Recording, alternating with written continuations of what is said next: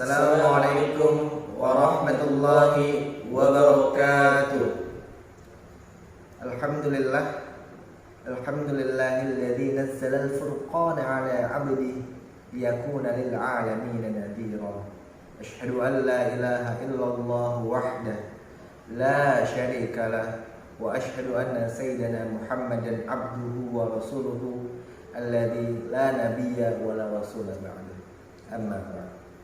Puji syukur kehendaknya penulis curahkan kepada Allah semesta alam, yakni Rabbnya manusia, rajanya manusia, dan sesembahnya manusia.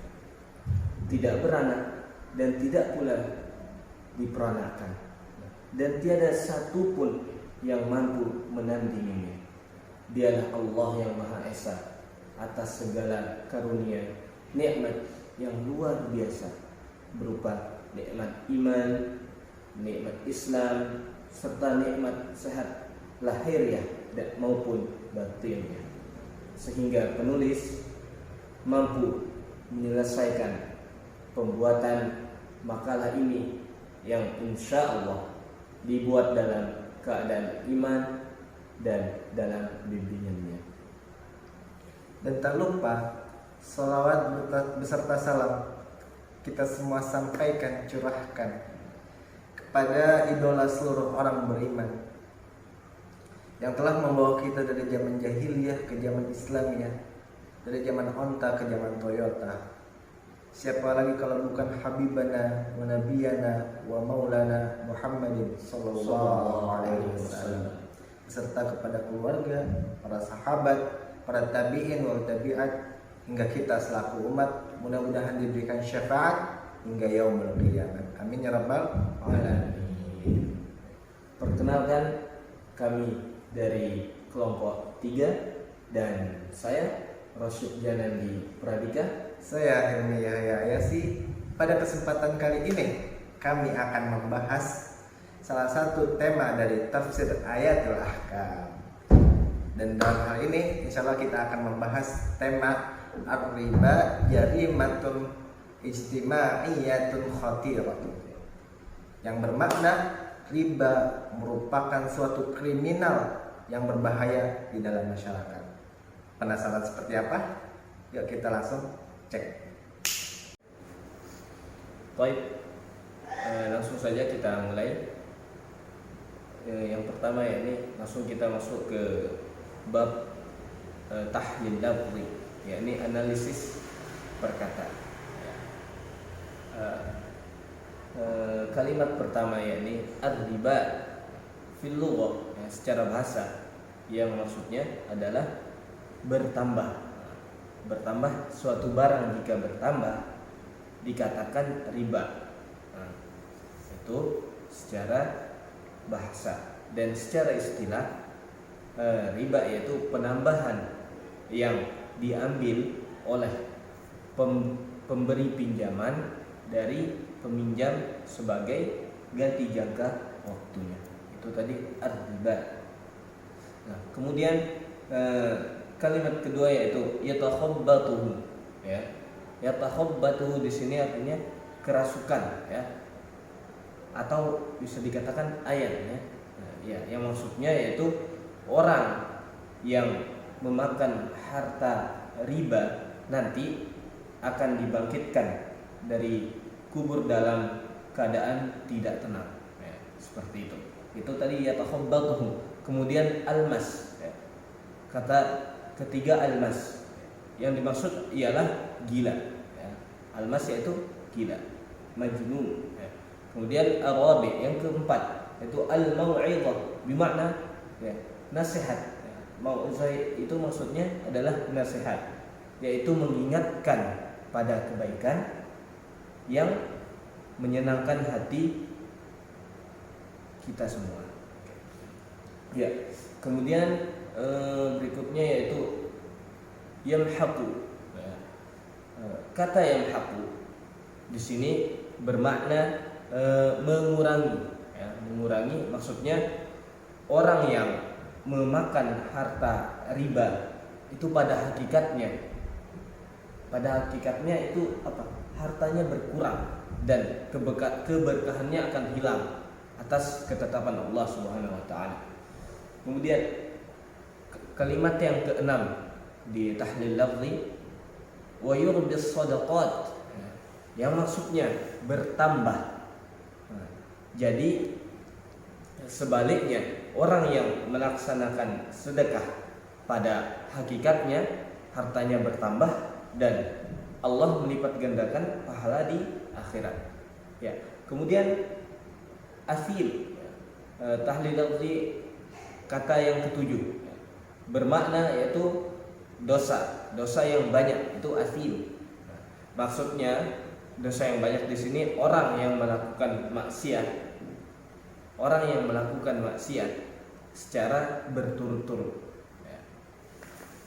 Kemudian kata yang ke-8 yaitu fa'dzanu biharbin, fa'dzanu biharbin, yaitu yang bersungguh-sungguh untuk berperang. Berperang karena Allah dan Rasulnya. Nah, ini adalah ancaman, ya, ancaman atau deklarasi perang untuk orang-orang yang enggan meninggalkan riba. Kemudian tahlil lafzi yang ke-9 yaitu dzu usratin, dzu usratin, yang maksudnya sedang berada dalam kondisi kesulitan. Di sini bermakna kesulitan itu bermakna orang fakir. Itu tadi yang dzu usratin. Kemudian tahlil lafzi yang ke-10. Sini masih ada fanadhiratun, yakni menunggu. Bermakna menunggu. Maksudnya wajib bagi kaum muslim untuk memberi tenggang waktu bagi orang yang menghutang yang sedang kesulitan hingga mendapatkan kelapangan. Itu tadi fanadhiratin. Kemudian yang terakhir, tahlil lafzi yang terakhir yaitu maisarah, yang bermakna kaya dan lapang. Maksudnya di sini apabila orang yang mengutang telah memiliki kelapangan dalam harta, maka tagihlah utang tersebut tanpa menambah unsur riba. Ya, seperti itu untuk tahlil lafzi. Ya, bismillah. Selanjutnya kita akan masuk ke pembahasan yakni makna ijmali, yaitu makna secara global. Ya, Allah Subhanahu wa taala yang Maha Perkasa dan Maha Agung mengatakan kepada yakni ahli riba, yang berurusan dengan riba dan menumpahkan darah orang, ini yang berurusan dengan riba dan menumpahkan darah orang. Nah, bahwa mereka tidak akan dibangkitkan dari kubur mereka pada hari kebangkitan, kecuali seperti orang yang sakit, seperti orang yang sakit ketika dia ditimpa musibah, dan dia terjatuh, seperti tidak bisa berjalan bersama-sama, seperti itu. Kemudian kenapa mereka seperti itu? Dan mereka juga seperti orang kerasukan setan, seperti kebingungan. Itu mengapa? Karena mereka telah menghalalkan riba. Itu yang dimana riba itu hal yang diharamkan oleh Allah Subhanahu wa taala. Tapi akan tetapi ahli riba berkata, riba itu seperti menjual, gitu. Lalu mengapa diharamkan? Gitu. Ini ahli riba yang berkata. Kemudian Allah Taala menjawab mereka dengan kekeliruan ini, bahwa jual beli adalah pertukaran yang bermanfaat, dan Allah telah menghalalkannya. Sedangkan riba di sini, sedangkan riba adalah tambahan yang dikurangi dari usaha debitur, atau dari dagingnya, ya, itu yang dikurangkan timbangannya, dan Allah mengharamkan itu, ya. Jadi bagaimana mereka setara? Seperti itu. Kemudian Allah subhanahu wa ta'ala berfirman kepadanya bahwa barang siapa yang mendapat peringatan dan nasihat lalu dia menjauhi apa yang sebelum larangan itu, maka Allah yang Maha Perkasa lagi Maha Agung memaafkan dan mengampuninya, ya. Dan tidak menghukum atas apa yang diambilnya dari riba. Sedangkan seseorang yang melakukan riba setelah Allah haramkan, baginya wajib mendapatkan hukuman yang besar berupa kekekalan di neraka jahanam, ya. Kenapa mendapatkan kekekalan di neraka jahanam? Karena ia menghalalkan apa yang diharamkan oleh Allah Subhanahu wa taala. Ya. Kemudian kita lanjut ke pembahasan selanjutnya.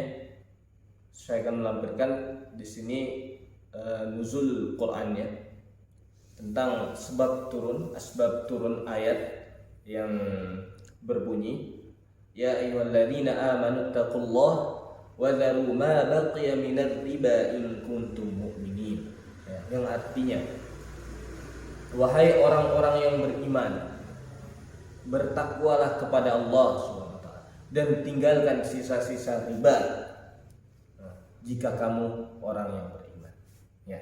Kemudian sebab turunnya ayat ini yaitu dalam suatu riwayat dijelaskan, ya, Abu Ya'la dalam musnadnya dan Ibnu Mandah meriwayatkan dari Al-Qalbi, yaitu, ya, dia berkata sampai kepada kami ayat ini turun pada Bani Amr bin Auf, yaitu yang berasal dari Saqif, ya, dan Bani Al-Mughirah.